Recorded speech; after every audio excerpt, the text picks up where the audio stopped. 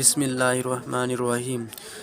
মাসালুহুম কামাসালিল্লাযী ইসতাওকাদা নারান ফালাম্মা আদাআত মা হাওলাহু যাহাবাল্লাহু বিনূরিহিম ওয়া তারাকাহুম ফী যুলুমাতিল লা ইবসিরুন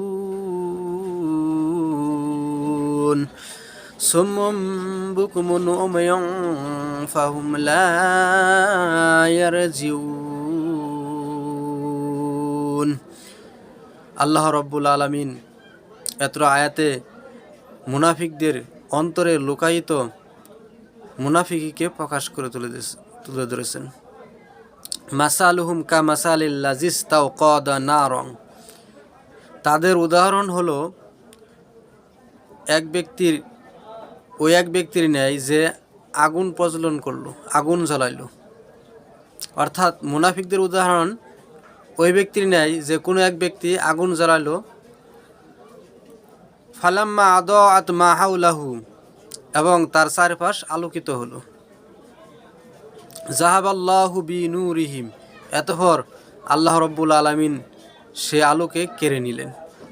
ওয়া তারাকাহুম ফি যুলুমাতিল লা ইবসিরুন, এতপর তারা গভীর অন্ধকারের ভিতরে পড়ে গেল, আর তারা কিছুই দেখতে পাইল না।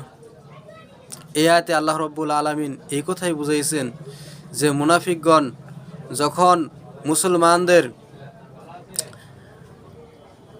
মুসলমানদের কাছে আসে, মুসলমানদের উপকারিতা গ্রহণ করে, অর্থাৎ ইসলাম ও হেদায়েতের আলো যারা যখন গ্রহণ করে এবং আলোর পথে চলতে থাকে, আবার যখন এই আলোর পথ থেকে ছেড়ে কাফের মুনাফিকদের দেখানো পথে চলে, তখন তারা আলো থেকে দূরে সরে যায়। আল্লাহ রব্বুল আলামিন তাদের অন্তরে যে ইমানের যে আলো আছে, সে আলোকে আবার কেড়ে নেন। তারা এমন গভীর অন্ধকারের ভিতরে পতিত হয় যে আর তারা ইসলাম ও হেদায়েতের আলো দেখতে পায় না।